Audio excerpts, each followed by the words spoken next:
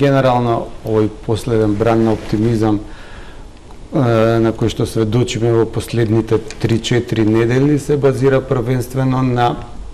очекувањата дека ФЕД како централна банка која што во голема мера го дефинира амбиентот на светскиот пазар на капитал преку каматните стапки, ќе ја намали конечно каматната стапка, бидејќи излегува низа податоци од американската економија кои што укажуваат на постепено ладење на економијата. Кај нас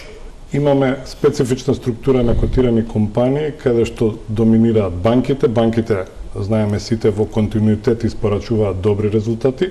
и еве агрегирано сите котирани компании на ниво на 6 месече имаат рапортирано добивка од околу 200 милиони евра, што е на слично рамниште како ланските 6 месеци, кои беа па веќе многу со поголем пораст од претходната година. Што сакам да кажам, компаниите кои се тргуваат на берзата и пред се оние кои се во индексот, генерално веќе подолго време испорачуваат добри резултати.